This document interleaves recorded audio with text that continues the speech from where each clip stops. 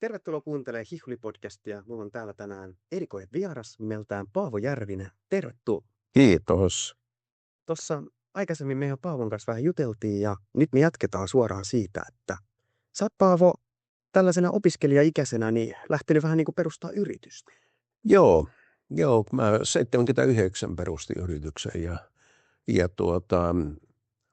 se oli agenttuuriliike ja sitten sen jälkeen siirryttiin maahantuontiin. Sitten mä hoidin myöskin maahantuojien markkinoinnin Suomessa. Mulla oli siinä yritys ja mulla oli työntekijät omalla firmalla ja niin mä hoidin heidän maahantuontia Suomessa ja sitten sitä oma maahantuonti ja sitten aina 92 vuonna Jeesus ilmestyi niin voimakkaasti ja sanoi, että nyt jätät kaikki ja seuraa minua. Mä jätin kaikki yritystoiminnan, tai en yritystoimintaa, vaan kaiken jätin ja lähdin seuraamaan Jeesusta ja sitten alettiin tekemään siinä vaiheessa, kun TV7 tuli, niin mehän alettiin tekemään sitten hengellisiä ohjelmia ja radio-ohjelmia me tehtiin paljon kanssa ja kaiken näköistä. Okei, aika kova uhraus. Sä jätit sun yrityksen, oliko menestyksiä? Oli.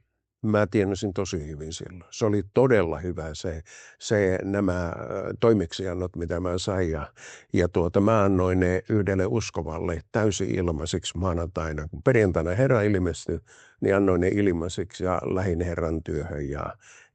Menin Saalemiin ja Pehkosen juttu sille ja sanoin Pehkoselle, että siunaatteko työhön. Pehkonen sanoi, että meillä ei ole varaa maksaa palkkaa. Mä sanoin, en mä tullut kysyn palkkaa, mä tulin kysyn siunaatteko. Hän sanoi siunataan. Ja siitä se sitten lähti. Sitten me perustettiin Lauttasaaren Saalemi. Se oli Saalemi rukouspiiri. Siellä alkoi ihmisiä tulee uskoa ihanalla tavalla ja ihmisiä kastettiin jatkuvasti siellä merenrannassa. Ja siitä se pastoriura urkeni. Aika kova. Monikäinen opiskelija tälleen miettiikin, että mikä on mun oma kutsumus. Joo. Haluatko vähän tarkentaa, että miten se laskeutui sun sydämeen tai miten sä tiesit jättää kaiken? No kato oikeastaan mä sanoisin näin, että kun ihminen uudesti syntyy, tulee usko. Niin kaikkein tärkein asia on, että ihminen etsii Herran kasvoja. Ja silloin kun sä etit Herran kasvoja ja kun sä kohtaat Kristuksen, se on kaikkein väkeviä ihani asia, kun Jumalan henki vuotaa tänne sisimpään. Ja sitten se, että hän alkaa puhumaan. Hän ohjaa sua se, että jos hän tahtoo sun menevän johonkin, jotakin uraa pitkin tai johonkin tiettyyn asemaan, tiettyyn paikkaan, alkaa sua viemään eteenpäin ja ohjaa. Sitä ihmisen ei tarvitse itse lähteä toteuttamaan, vaan Jumalan henki ohjaa ja vie sua vääjäämättömästi eteenpäin niissä asioissa. Miten sä etsit Herran kasvoja? Moni voi miettiä, että en mä osaa etsiä Herran kasvoja tai mä oon lukenut Raamattua, eikö se riitä? No mä melkein sanotaan että lähes joka aamu rukoilen tunnin, vähän ylikin välillä ja sitten luen tunnin verran Raamattua. Ja Raamattua mä luen joka ikinen päivä, joulu tai juhannus. Ja on kaikki ne näinä. Ainoastaan jos joku matka on ollut semmoinen, missä on vuorokaus vaihtunut, niin silloin ei ole pystynyt. Mutta aina luen Raamattua. Sieltä se pulppuaa se virta, koska Raamatussa on elämänvesi. Ja sitten kun se siihen yhdistettynä rukous, se siunaa sun sisintä. Ja se ottaa väsymykset pois, se ottaa ahdistukset pois. Se tuo valtavan riemun sun sydämeen. Siis Jeesuksen seurassa on kaiken parasta. Ja sanoisin näin opiskelijoille, nuorille ihmisille. Jos haluat, että sun elämä on kunnossa ehyt, niin Kristusta etsimällä hän parantaa sisäiset haavat. Ei. Moni voi sanoa, että mä vaan pysty rukoilla tuntia. Oliko sulla aloitit sä pienemmästä? Joo, varmaankin en muista sitä miten, mutta eihän sitä määrähän ei siinä ratkaise, vaan se sun sydämen kaipuu halu. Että jos sä lähden, niin kuin mä monille sanon, että aloita siitä, että vaikka 5 minuuttia itseterää, niin se lisääntyy. Sä huomaat, että sä oot kohta 15 minuuttia, kohta se on puoli tuntia, kohta se on tunti. Sitten se menee siihen, että sä pystyt rukoilemaan vaikka koko päivän tarvittaessa. Ja sillä laillahan se meneekin näin, että niin kuin mäkin paljon autolla ajan, niin siinä kiittelee sitten vapahtajaa ja näin poispäin. Mutta ihan tuommoinen polvirukous, mulla on se tunnin verran pyöräistä. Mitä sä tarkoitat? Mennään vähän syvemmin tähän rukoukseen. Onko se, että Herra, kiitos, että sä siunaat mun läheisiä? Joo, nekin tulee, mutta kaikkein parasta, tai se mitä mä tiedän sanoa, että onko se nyt parasta, mutta se millä tavalla mä niin kuin etsin Herran kasvaa. Mä saatan olla aivan hiljaa Herrassa. Mä annan hänen puhua. Kato, usein meidän ongelma on se. Me mennään rukoukseen ja sitten me aletaan hirveästi puhumaan, siunaa sitä, siunaa tätä, vie sinne, tuot sieltä ja näin poispäin. Sitten kiitos, halleluja, lähetään pois. Eli nyt kokonaan jää se mahdollisuus, että annettaisiin Herran hengelle mahdollisuus puhua mulle, koskettaa mua. Ja se, että kun sä meet niin kuin yksinkertaisesti vaan Herran eteen, odotat, et puhu mitään, kuuntelet ja oot siinä hengessä. Siinä sisäisesti rukoilit sitten Jeesus. Kiitos Herra ja kiität verestä. Veressä on valtava voima, se puhdistaa, se pesee ja silloin kun alkaa semmoinen ihana siunaa vuotaa sun ylle. Kun jos mä koitan hiljentyä, niin helposti minulle tulee koulutettavat mieleen. Niin se on. Mitä sä ajattelet rukouksesta? Mä on sen oppii, että sun ei tarvitse ajatella mitään. Sen oppii. Se on niin kuin sä opit hiljentymään. Toi on just useimmilla meillä se ongelma on se, että kun mennään rukoukseen, sä ajattelet huomista päivää, menneitä asioita, niin siinä, että kun sä puhut kielillä, odotat Herraa ja koko ajan oot hengessä, rukoile, kiitos Isä, Jeesus, sä ilmestyt. Ihan niin, että sä et puhu ääneen sitä. Herra, sä ilmestyt ja sä siunaat, myöskin opit ottaa vastaan. Herra, sä siunaat minua tässä hetkessä ja sit sä huomaat sen, kun se siunaus tulee sun ylle. Sitten sä alat rukoilemaan muiden puolesta sen mukaan, miten henki sun sydämelle laskeutuu, niihin rukouksiin vastata. Joo, eli onko ne rukoukset rukoiltu sit hengessä, koska niihin todella tulee vasta? Kyllä. Totta kai Herra kuulee, kun me näinkin rukoillaan. Mutta se, että kun henki antaa sulle rukoiltavaa, niin se on niin kuin hengen vaikuttama rukous. Hän vastaa siihen. Joo. Sanattomattomiin huokaus. Joo, kyllä. Näin. Eli täytetään mieli Jeesuksella Joo. ja sitten kaikki muut ajatukset työntyy siihen. Niin ne on. Joo, ja sehän vaan, että tosiaan malta tuottaa, etkä lähde siitä pois, vaikka tuntuu, että tästä ei tule mitään. Niin kuin onhan se välillä, sanotaan näitä, monin kerran päätin näin, että Paavali oli semmoinen veli, joka näki Jeesuksen. Ja Jeesus oli jo mennyt taivaaseen ylösnousta. Ja kun hän meni Damaskoksen tiellä, niin mä sanoin Herralle, että Herra, jos olet kutsunut minut työhösi, niin ilmesty minulle, sinä ilmestyit Paavalille, niin sä pystyt ilmestyä minullekin niin, että mä tiedän, että sä oot kutsunut minut työsi, niin ettei kenenkään tarvitse tulla sanomaan mulle, että ei ole kutsuttu. Ja tiedätkö, mä aloin rukoilemaan, 3 viikkoa rukoilin, joka ikinen ilta 2-3 tuntia tätä yhtä asiaa. Ja joka aamu tunti-1,5. Ja kun se 3 viikkoa meni, yhtenä yönä heräsin siihen, kun mut tykättiin hereille niin, että mä oikein heräsin. Ja kun siitä makuuhuoneen ovelta lähti valkopukoinen hahmo tulemaan ja lävistetyt kädet, hän tuli siihen vuoteen vierelle. Kaiken tämän mä näin omin silmin. Ja sitten hän alkoi puhumaan ja hän sanoi, että Jeesus on enemmän kuin työpaikka. Ja kun hän puhuu niistä sanoista, kuule virtasi semmoinen käsittämättömä onnellisuus, kun se tuli. Siis ääretön hyvyys tuli siitä hengen siunauksesta ja siitä kun mä lähdin pitää sitten kokouksia, niin kuin oli ennenkin pitänyt, ihmiset ei pysynyt pystyssä kokouksessa. Ne vaan kaatui, vaikka ohi meni, niin ihmisiä kaatui. Että semmoinen valtava lataus tuli siinä. Amen. Hei, eli monilta varmasti puuttuu tuollainen, että jaksat kuukauden ajan rukoilla 4 tuntia. Niin se on. Se on vaan niin kuin yksinkertaisesti, mitä se sisin janoaa, kaipaa. Ton takia mä uskon, että me ei oikein nähdä tänä päivänä niin paljon ihmeitä kaikkien kristittyjen elämässä, koska harva jaksaa tehdä tollaisen opistuksen. Niin on, ja sitten kato se, että sehän ei saisi jäädä siihen kuukauteen, vaan sitten, että siinä pitää olla se jatkumo. Että sä siis niin kuin Jeesus sanoi, että valvo itseäsi, valvo opetusta, valvo. Eli rukoillen työtä tee. Että jos sanotaan niin kuin mäkin olen pastorina ollut mitä mä oon kohta 40 vuotta ollut, niin ei niihin tulisi ihmisiä eikä tulisi siunauksia, jos ei viivy hänen neuvottelussa. Ja sitten Raamattu sanoo, että sen takia, jos ei me viivytä Jumalan neuvottelussa, me ei pystytä syntiä paljastamaan. Raamattu sanoo, että jos he viipyisivät mun neuvottelussa, he paljastaisivat minun kansani synnit. Ja tämä lähtee sieltä Jumalan tuntemisesta, koska Herra haluaa paljastaa synnit, että sielut pelastuisi. Sielujen tähden. Toi on aika hyvä, että pitää viipyä siinä. Joo, siinä pitää viipyä, joo. Se ei ole vaan niin kuin ohimenevä hetki. Ei, siinä pitää viipyä niin kuin, ja olla sitten elää niin kuin siinä hengessä. Sä elät siinä, että sä oot joka hetki niin kuin mä oon sanonut monta kertaa, mä pystyn pitämään kokouksen milloin tahansa. Koska jos sä viivyt siinä hengessä, niin se on sitten Jumala antaa sitä puhuttavaa. Koko ajan Herra on niin kuin läsnä. Niin, siinä. Joo, eikä se ole mitään semmoista orjuutusta, eikä semmoista, että voi, mun pitää, en mä tuohon pysty. Vaan se on niin kuin elämä. Sä vaan nautit siitä.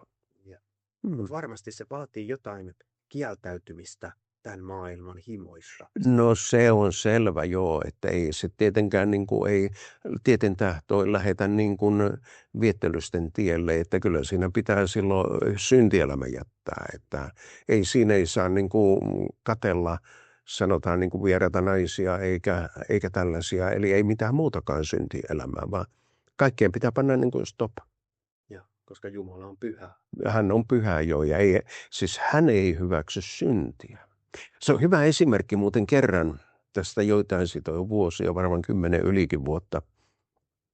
Oltiin tuossa Helsingissä, mä olin kokousmatkalla siinä ja siellä City Marketissa, siellä Itäkeskuksessa meni. Se kassa, mä huomasin se, että se antoi 30 senttiä väärin takaisin mulle liikaa. Ja mä huomasin sen, mutta en puhunut mitään, löi rahat liivi. Pääsin ulko-ovelle. Herra sanoi, sä teit synnin. Mä sitä ei kai sentäs. Niin Herra sanoi, synnin ei tarvitse olla iso. Synti on aina synti. Sä näit, että se antoi väärin, etkä oikas. Sitten se olikin nolo mennä sinne ja sanoa, kuule anteeksi, että mä huomasin, että sanoit väärin 30 senttiä. Ja totta kai mä vein sen, koska mä halusin elää puhdasta elämää. Mutta se oli opetus, että näin ei voi toimia. Toi on aika kova. Herra on niin kuin tarkka. Hän on niin tarkka, että kysymys ei ole niin kuin tuhansista, vaan se voi olla 10 sentistä. Joo. Ei pidä pelleillä. Ei. Synnin kanssa ei pidä pelleillä. Niin helposti me niin kuin otetaan vähän tuommoinen omaan takkiin sen. Niin se, joo kyllä se joskus niin kuin, sanotaanko niin kuin harmittaa, kun teet, niin ihmiset kysyy aina, että tuleeko verokortilla vai millä. Niin sä menetät paljon, niin kuin mäkin olen ajan saatossa menettänyt paljon niin kuin sillä lailla euroja siinä, kun vaatii kaiken laskulla ja näin, koska et voi tehdä pimeänä. Ei sun tarvitse kuin hiekkakuorman tilata pihaa. Ja niin kuin kerran oli hyvä, kun mä mökillä tehtiin mökkiä, niin ja tilasin hiekkakuorma. Kaveri toi ja sanoi, että se on 60. Mä annoin sen 60. Eihän mun tehtävä ole kysellä hänen asioita, laittaako hän sen verotukseen vai ei. Mutta sitten kun hän aukasi suunsa ja sanoi, että tuleeko se kuitilla. Sitten oli pakko sanoa, että kuitti. Niin sitten se on vähän kalliimpaa sitten.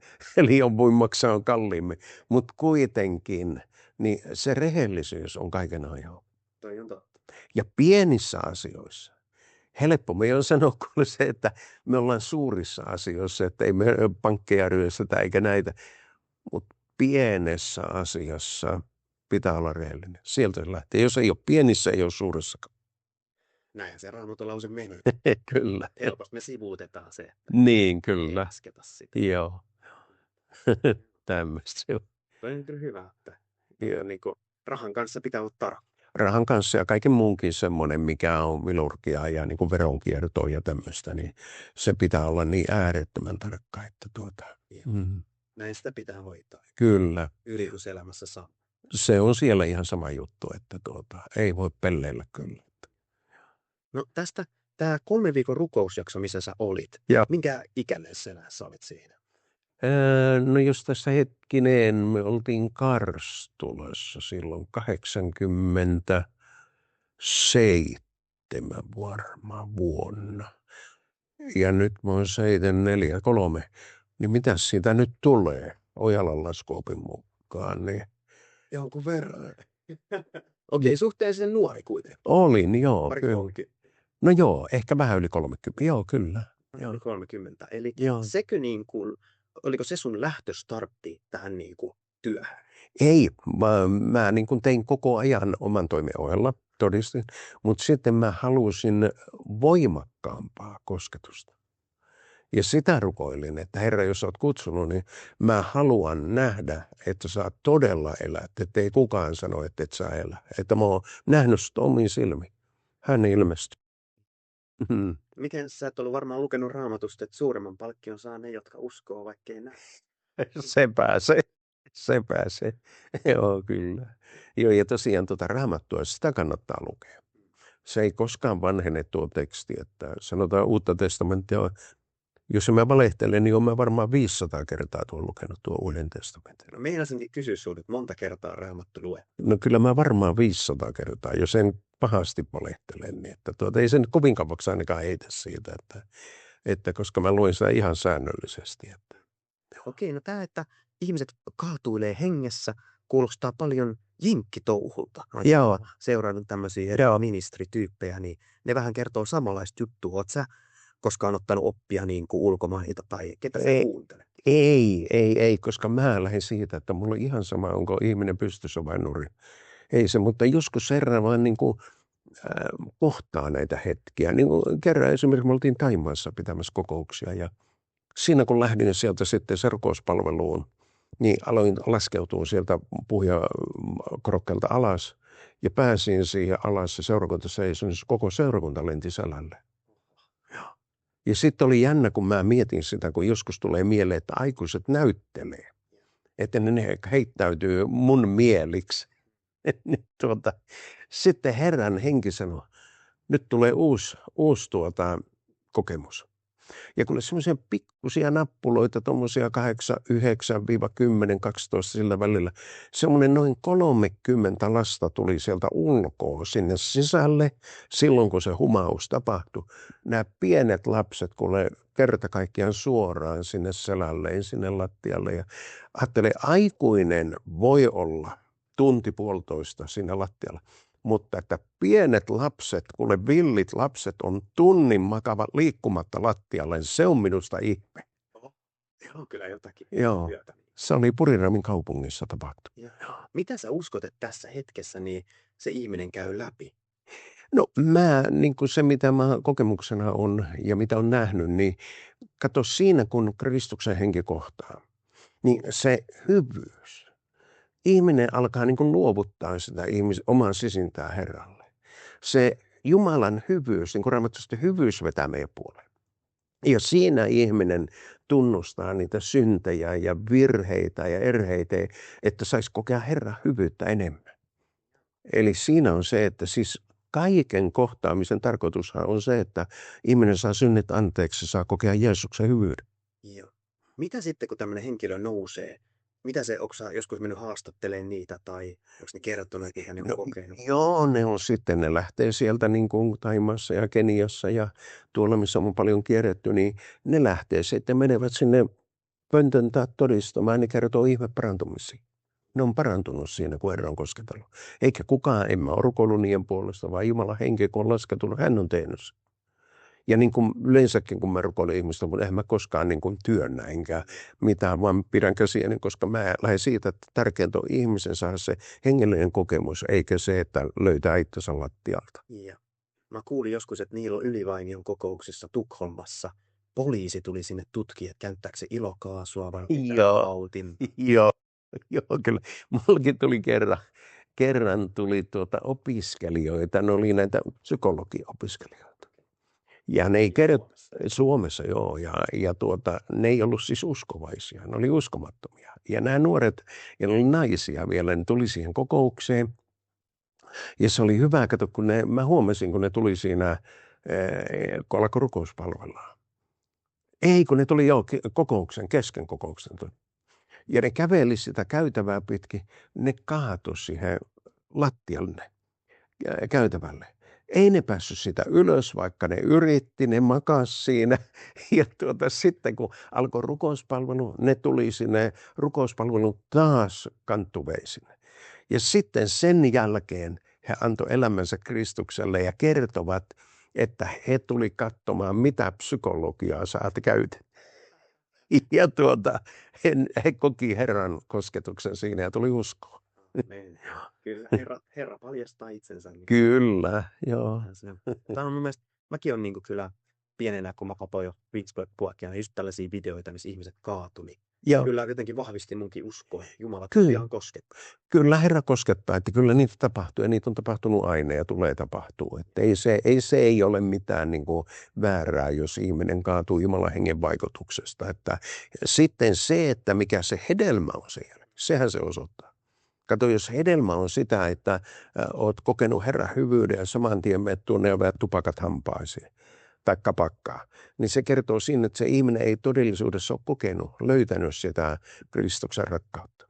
Joo, se on totta. Hengen hedelmä kertoo. Niin, se kertoo, että mikä se on. Sama on niin kuin meidän uskovien elämässä ja saarnaajien elämässä. Se hedelmään kertoo, minkälaista se meidän hedelmä on. Hedelmistään puutuu. Niin, kyllä. Mitäs hengen hedelmää onkaan? Ilo, rauha, rakkaus, pitkämielisyys. Joo, kyllä. Kyllä. Moni on liikettä vastaan. Huomannut. Niin se on. Joo, kyllä niitä ihmisiä vaan. Kato, koska he eivät tunne Jumalan hengen liikehdintää. Ja arkuus ja yksi, mikä aiheuttaa väärän pelko. Ihminen pelkää, että tulee jotain väärää. Mutta jos sä lähestyt Jeesusta, ei Jeesus anna väärää, jos sulla on oikeat motiivit. Sitten se on eri asia, jos ihminen ei ole oikealla mielellä. Että niitähän löytyy monenlaisia rivaajia, on niin kuin meidän kokouksessa on joutunut ajamaan ulos, jotka sitten häiritsee kokousta ja rupeaa hillumaan ja riehumaan ja luullaan, että se on sitten hengen vaikutusta. Kerropa yksi tämmöinen tarina riivaajasta. Miten on ilmennyt? Onko jäänyt joku mieleen, joku tarina No on joo montakin, mutta kerron nyt yhden, se oli Kisumussa tuolla Keniassa, oli hyvä. Meillä oli semmoinen iso telttakokoussarja ja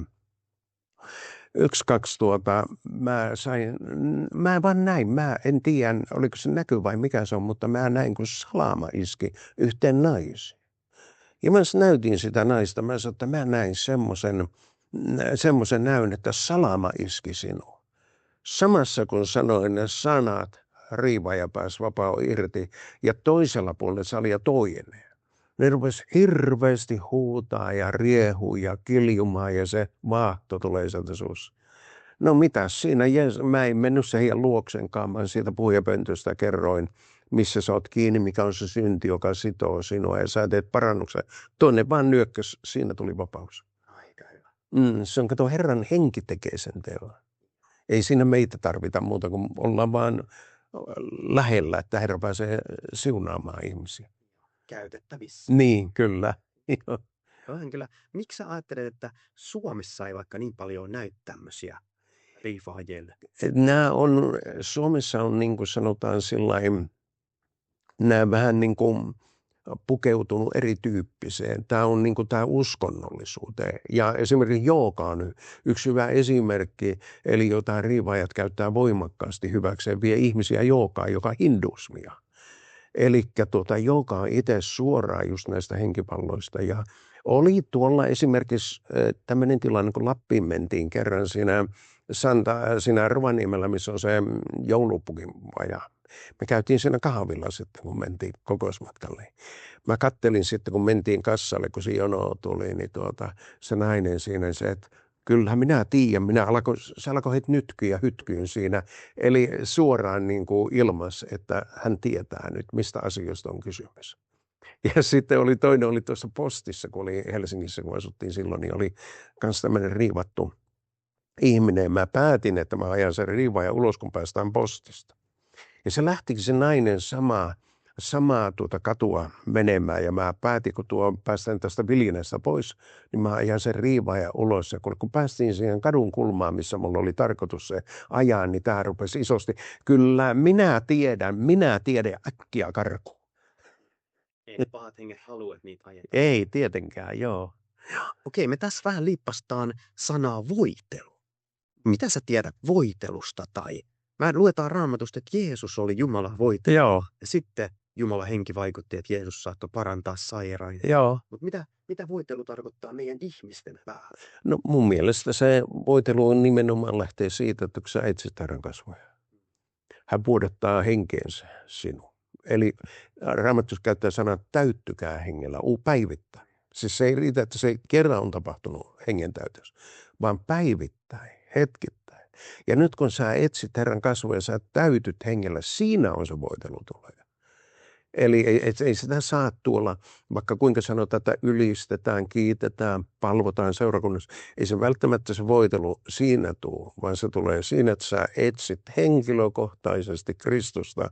Ja kun henki koskettelee, siinä tulee se voitelu. Joo, eli kahden keskeinen. Mä oon näin tätä mieltä. Että totta kai ilmestyy Herran seurakunnassakin. En mä sitä tarkoita, etteikö siellä, että ilman muuta. Mutta se ei niin kuin pumppaamalla tule, eikä näin, että... Sehän sanotaan apostolien teossa, että Pauli ja Barnabas etsi Herraa. Joo, ja kyllä. Sitten niin kuin Alako tapahtua. aukata. Joo. Seurakunta sitten laski kätensä niiden päälle. Näin se on kyllä. Eli voittelua ei voi ostaa. Ei puhettakaan, vaan eikä tempuilla, eikä konsteilla. Että monta kertaa on huomannut sen, että on tämmöisiä ylistysryhmiä, mikä on sikäli hyvä, en sitä sano. Mutta luullaan sitten, että nyt mennään ja hoitaa yhtä sanaa ja 2-3 sanaa ihan kerta kaikkiaan ja seisotetaan porukkaa. Luullaan, että se tulee siitä, mutta ei se siitä tule, vaan nimenomaan siitä, että ihminen Herran kasvojen edessä. Että jos nämä, niin kuin sanotaan monet ylistysryhmät, jos ne viipyisi hänen edessään, saisi kokea sitä hengen tulta, silloin se rupeaa latautumaan siinä. Joo. Toi on totta, että sä et voi pakottaa henkeä Ei. tietyillä lauluilla, mitkä Ei. on 5 vuotta sitten. Tai... Ei pysty, ei. Eikä yleensäkään Herraa voi pakottaa, etkä sä voi Herraa määrätä. Jos hän jättää parantamatta, niin eihän minkä me sillä tehdään. Mutta se on niin mukava, kun hän sanoi, että jos sä anot, on ainakin mahdollisuus saada. Joo. Ja tämä nainen, joka kosketti Jeesuksen viittaa, niin eihän Jeesus ainakaan niin kuin suoranaisesti halunnut häntä parantaa tai ei rukoillut hänen, mutta hän jotenkin otti sen Nimenomaan. Joo, meillä oli tuossa semmoinen tapaus tuossa Keniassa. Se oli Mikorin kaupungissa. Meillä oli siinä meni valtatie siinä lähellä ja sitten oli se crusade-paikka, se ristiretkipaikka, missä oli se lava. Oli siinä lähellä sitä, niin se oli vielä risteys ja pussit pysäytty. Sinnehän on ne matatopussit, eli tuommoisia pieniä kleinpusseja, missä ottaa ihmisen kyytiin. Ja siihen tuli tämmöinen pussi. Ja nehän ei siellä toimi aikataulujen mukaan, vaan ne ottaa niin kauan, että pussi on täynnä ennen kuin ne lähtee. Ja nyt siinä pussissa oli eräs nainen. Hän oli menossa Nairobiin parantamaan itse tai hakemaan voidetta. Hän joka puolella oli haavoja täynnä, verenvuototautia sairasti joka puolella. Ja hän kuunteli vaan sitä puhetta. Ja siinä sitten hän kertoi sitten vuosi sen jälkeen, kun me mentiin sinne uudelleen, hän tuli ja kertoi ja näytti itseensä. Niin hän se pussi lähti yön selkään, tuli yö pimeä. Ja yöllä rupesi sitten laittamaan voidetta näihin haavoihin tapansa mukaan. Niin hän ihmettelee, kun ei ole haavoja ollenkaan, onko pienen lapsen. Hän parani siinä kuunnellessaan Herran sanaa. Ja hän meni sitten, tuli siihen seurakuntaan, oli tullut ja pyytänyt, että jos hän saisi nähdä minut, kun mä olin julistamassa siellä, että voisinko mä niin kuin tulla vuoden päästä käymään. No me mentiin, niin hän tuli sinne sitten ja kertoi meille ja se koko perhe tuli uskoon ja he koki näitä ihmeitä. Edelleenkin Jumala tekee ihmeitä. Kyllä, joo, kyllä. Näin. Ei ole mihinkään loppu. Ei ole, kyllä mä oon näitä nähnyt, siis paljon on nähnyt, että Herra tekee niitä ihmeitä. Okei, mulla on täällä yksi tämmöinen vähän erilainen kysymys, että on tulossa raju eksytys. Ja moni sanoo, että me eletään lopun aikoja. Joo, Mikä on sun näkökulma tähän, Niikko? Uskotko sä, että me eletään nyt ihan viimeisiä? kyllä mä uskon. Mä oon sitä mieltä, että ylöstempaus on lähellä. Kato, kun nythän sekoitetaan kaksi asiaa. Jeesuksen tulemus ja ylöstempaus sekoitetaan. Nämä on kaksi eri asiaa. Koska ylöstempaus täytyy tapahtua, että uskovat temataan ylös. Ja sitten Jeesuksen tullessa Öljymäelle hän tulee 1000 pyhinässä. Eli pyhät on mukana. Meidät on täytynyt jo temmata. Nyt tämä ylöstempaus on lähellä. Ja Raamattu sanoo, että saatana pitää suurta vihaa eksyttääkseen, jos valitutkin. Ja nyt tähän aikaan, ja niin kuin on käynyt semmoisia, kautta aikaa on tämmöisiä eri vaiheoppia ollut ja kaiken näköistä tämmöistä harhaa. Ja tänä päivänä sitä on äärettömän paljon on tuota harhaa tässä ajassa, että saa olla tosi varuillaan. Ihmiset eroja, avioeroja on hirvittävä määrä uskovien keskuudessa. Sitten niitä hyväksytään ja lellitään, hellitään. Se on syntielämää ja siihen pitäisi panna toppi. Että kyllä äkkiä nämä harhaopit siellä. Kuulostaa siltä, että eksytys on vähän niin kuin kirkon sisällä. Se on sisällä kyllä, että joka on tänä päivänä aika paha. Ja sitten toki niin kuin nämä, varsinkin luterilaisen kirkon puolella on tämä piispat, että ilmoittaa, että tämä Raamattu on vanhanaikainen. Niin se on vakava asia minusta, että mennään tuolle linjalle, että vanhanaikainen. Tämä ei ole vanha-aikainen, vaan tämä on nykyaikainen, tämä on tähän hetkeen. Sopii kaikkiin hetkiin. Kyllä, joo. Joo. Sano. Joo, näin on. Ja jos emme voida luottaa Raamattuun, niin mihin me sitten luotamme? Sitten meillä on toivo mennyt. Joo, kyllä minä uskon Raamattuun 100% ja haluan elää Raamatun mukaan. Mä oon kuullut tämmöisen niin kuin joku profetia Jenkeistä, että meidän tulee olla niin kuin sanan ihmisiä, mutta myös hengen ihmisiä. Joo, siis näähän on niin kuin, siis sanotaan henki ja sana. Henkihän se on, joka avaa sulle sen sanan. Sä tarvit hengen täyteyden, hengen virran, koska henki alkaa avaamaan Jumalan sanan. Henki tekee eläväksi Niin. ja kirjaa Joo. kuolee. Niin. Joo, henki se on, joka sen avaa. Mikä joku Raamatun kohta on, koska ette tunne Jumalan voimaa. Joo.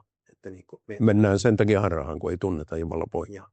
Kyllä. Tuntee kirjoitukset ja Jumalan voimaa. Kyllä, joo. Okei, kommentoipas tällaista kohtaa. Oletko murtunut? Olen montakin kertaa. Ja minkä takia murtuneisuus on hyvä ja mitä se tarkoittaa? No kato, silloin kun sanotaan näin, että kun sä meet Herran kasvojen eteen, se ääretön pyhyys, se puhtaus, se on niin voimakas kokemus, että sun sisäinen maailma, kun se tajuaa, miten sä oot syntinen Jumalan kasvojen edessä. Siinä ihminen, kun murtuu, se tajuaa, että mikä mä oon ja mikä Jumala on. Ja kun Herran henki vuotaa, niin se murtuneisuus tulee sieltä. Jos ihminen ei ole niin kuin murtunut koskaan, hän ei koskaan pysty antamaan murrettua leipää. Okay.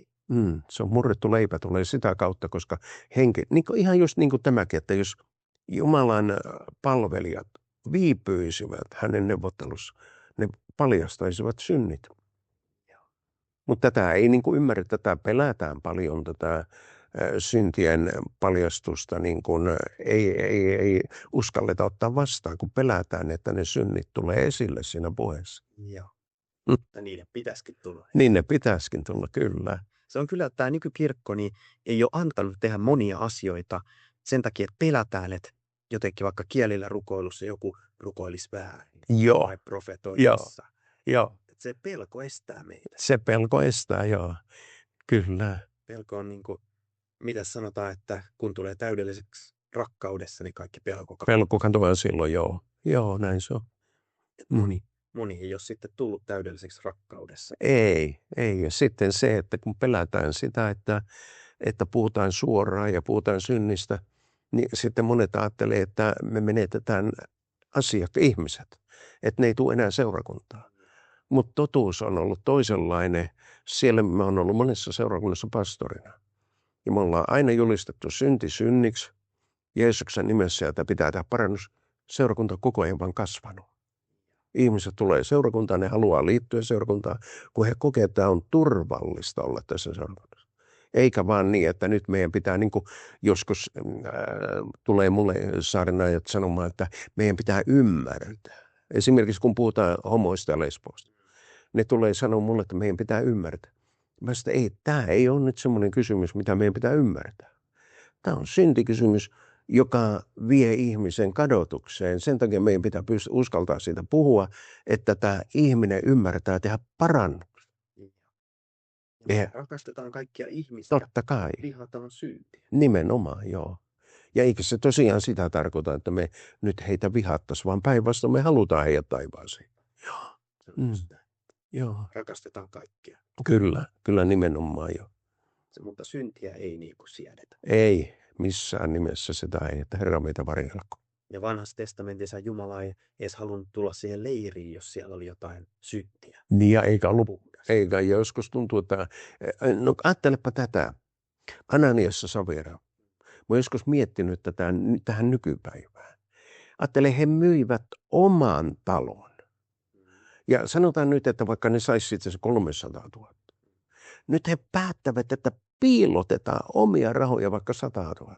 Tähän se hullua, että omia rahoja. Eihän niin olisi tarvinnut muuta kuin laittaa se satku sivuun ja vie Pietarille se 200 000 ja sanoa, että kiitos Herralle, taloon meni ja tässä on sulle 200 000 ja 100 000 vantiin piiloa. Homma olisi ok. Ne sanoi, että ne on toki koko juttu. Niin, ne valehteli siinä, että Pietariksi, tähänkö hintaan te myytte? Joo, siihen hintaan. Ja molemmat kuoli. Molemmat kuoli synnin tähden. Ja ajattele, miten, kun vertaat sitä niin kuin nykypäivää, miten paljon ihmisillä on pois pantavaa. Että miten päitä putoisi, jos Herra ottaisi vielä kuule tuommoisen tilanteen tänä päivänä, niin voi hyvänen aika. Se on ihan totta. Jumala on niin kuin armollinen meille. Kyllä. Mutta sitten siinä on se, mitä mä niin kuin usein mietin. Ajattele, kun se kajahtaa se sanoma, nyt lähdetään, nyt me muutumme. Mä oon nähnyt näkyjä, kuule siitä, kun uskovat on temmattu ylös. Ei ole kaikki lähtenytkään. Ja se on kuule vakava paikka, jos jää tänne. Täällä on silloin käytännöllisesti ihan täysin piru on irti silloin, koska hän saa silloin vallan, antikristus saa vallan. Niin mä en haluaisi jäädä tähän aikaan. En minäkään. Joo. Otan mielelläni se yhden lipun ylös. Kyllä, joo. Tuossa oli kerran sellainen, mä näin semmoisen näyn, että vai oliko se uni joka tapauksessa, niin ylöstempaus tapahtui. Ja sitten Herra sanoi mulle, että minä lähetän sinut ihmisten luo kysymään, mikä oli se synti, joka jätti sut maan päälle. Niin mä lähdin sitten tietä pitkin ja niin tuli semmoinen nuori mies vastaan. Niin mä pysäytin hänet siinä ja sanoin, että mikä se oli se sun synti, mikä jätti sut tänne. Niin hän sanoi välinpitämättömyys. Ja sitten mä menin, se oli seurakunta, ääriään myötä oli käytävät, kaikki täynnä ihmisiä, katuvia ihmisiä, mutta tempaus oli jo tapahtunut. Sitten näin kaksi mummoa keskusteli keskenään siinä, mä en mennyt heidän luo, mä kuuntelin mitä ne puhuu. Toinen sanoo, minun synti oli valvomattomuus, välinpitämättömyys. Mä en välittänyt Jumalan sanasta. Mä katsoin televisiostakin kaiken roska ja moska ja en välittänyt oman sieluni autuudesta. Se jätti minut tänne. Toinen sanoi samalla tavalla. Välinpitämättömyys. Niin, niin se on. Mutta se on. Sitten oli semmoinen ovi aukesi siihen, se oli iso kirkko. Kyllä oli kaunis se kirkko ja oli hieno oli se musiikki, mikä sieltä kaikui. Siellä oli kuoro, joka valmistautui laulamaan. Ne ei pystynyt laulamaan. Kieli tuli ulos, lihat repesi tuossa, oli karmeita katseltava. Siellä oli paaveja, siellä oli piispoja, siellä oli saarnamiehiä. Siellä oli laittomuuden tekijöitä istu siellä penkeillä. Sitten kun ne häpeästä kasvonsa punaisina paino näin maahan. Onko niille vielä pelastus? Ei ole. Ei ole mitään pelastusta silloin, kun on kuolemaan kello lyönyt. Eli tempauksen jälkeen ei niin kuin enää ole. No, tempauksen jälkeen on varmaan mahdollisuus, sitä en sano. Mutta meinaan, kun jos ihminen on kuollut, niin sitten ei. Niin, tietysti. Joo, mutta se, että kyllähän niin kuin tänne jää ihmisiä, mutta se on varmaan mahdollista pelastua, mutta vaikeeta se on. Kun ajattelepa tilanne. Raamattu sanoo, petomerkki tulee. Nyt kun pedon merkki tulee, Raamattu sanoo, joka ei ota pedon merkkiä, tapetaan. Täällä ei ole eläviä ihmisiä. Eli ne tapetaan. Sitten taas, joka ottaa, niin ei pelastu. Tämä on niin vakava tämä asia. Eli se on ainoa, millä ihminen pystyy niin kuin vielä ajattelee, että olisi kenties pääsy Jumalan luo, olisi se, että sä kuolet siinä marttyyrikuolemaan. Mutta sitäkään ei voi luvata, kun ajatellaan, olen miettinyt myös tätä Noan aikuista elämää, kun Noa meni arkkiin, muut, jotka jäi, ne kuoli. Kaikki. Joo, ja se oli, lapsetkin kuoli siellä. Joo. Että ainoastaan siis uudesti syntyminen tuo pelastuksen, ei mikään muu. Minkä takia sitten siellä kysytään, tai sanotaan Johanneksen ilmestyksessä, että nyt kysytään pyhiltä kestävyyttä? Joo, kyllä. Voiko olla näin, että joitakin meistä jätetään tänne? Ei jätetä. Ei jätetä. Ei, kato, silloin kun tempaus tapahtuu, jokainen uudesti syntynyt temmataan pois.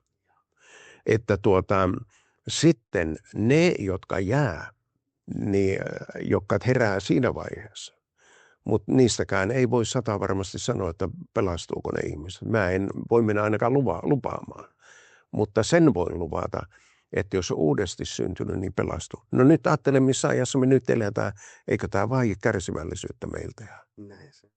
Jo nyt.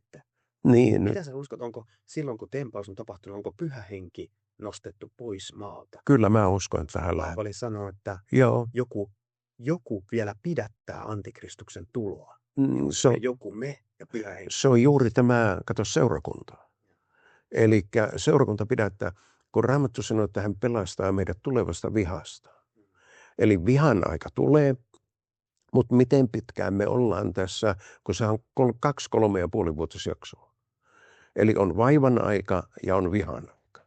Nyt jossain vaiheessa ihmiset temmataan, uskovat pois, mutta missä vaiheessa se temmataan? Ja nyt seurakunta pidättää lopullisen antikristuksen tulemuksen. Antikristus, mä uskon, että se on jo varmaan syntynyt. Mutta se, että se pääsisi siihen mittasuhteeseen, mistä Raamattu puhuu, niin varmaan sitten, kun morsia on otettu pois. Näinpä. Meidän täytyy tehdä nopeastikin työtä. Kyllä, nyt on kiire työllä. Joo. Voidaan jouduttaa Herran päivän. Joo, nimenomaan. Joo. Eli mikä olisi mitä kuuntelijan nyt kannattaisi tehdä, jos ei ole ehkä jumalasuhde ihan kunnossa? Se pitäisi panna kuntoon. Eli Raamattuhan sanoo näin, että joka syntinsä tunnustaa ja hylkää, hänelle tulee armo. Eli tunnustaa synnit, tehdä parannus ja uskoa evankeliumiin. Se on se. Siitä lähtee, sieltä apu tulee. Ja sitten se Herran kanssa viipyminen. Joo, sitten se, ja Raamattua kannattaa alkaa lukea ja myöskin hakeutua uskovien joukkoon. Ei pidä jättää itsensä ulkopuolelle, vaan hakeutua uskovien joukkoon. Etsiä itselleen seurakunta, missä palvellaan Jeesusta. Tämä on hyvä. Tähän on varmaan hyvä lopettaa. Otetaanko vielä loppurukous? No mikä ettei.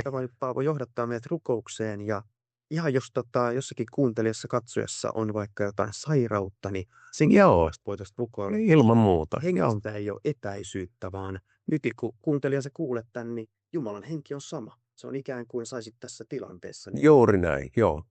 Joo, ja sä, jos olet ollut mukana tässä ohjelmassa ja olet katsonut tai kuunnellut, niin jos sulla on poispantavaa tai haluat olla uskoa, niin nyt yksinkertaisesti rukoilet, että Jeesus Kristus, tule minun sydämeeni, tule mun elämääni.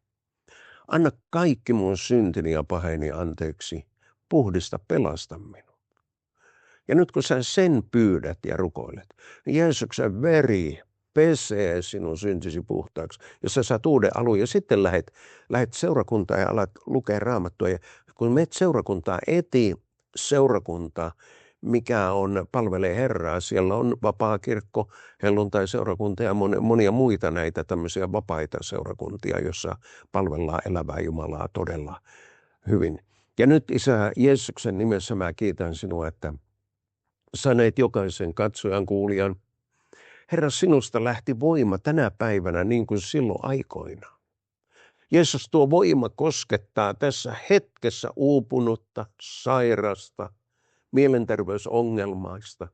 Jeesuksen nimessä mä oikein nuhtelen sinua sairauden valtias ulos. Kiitos Herra, että tuo parantava voima, mikä virta lähti virta. Menee muuten vatsan alueella tällä hetkellä hyvin voimakkaasti parantava kirkkaus Jeesuksen nimessä. Ja nyt laitetaan asioita kuntoon. Siellä monet saa asiansa kuntoon Jeesuksen nimessä. Ja mä siunaan sinua Jeesuksen nimessä tässä hetkessä ja saat olla Herramme nimeen siunattu. Aamen. Kiitos kuuntelusta ja kiitos Paavo, sä olet vieraana täällä. Kiitos. Kiitos, että sain tulla. Tämä oli ihan mukava. Tämä oli todella hyvä. Nähdään ensi jaksossa. No niin joo, heippa.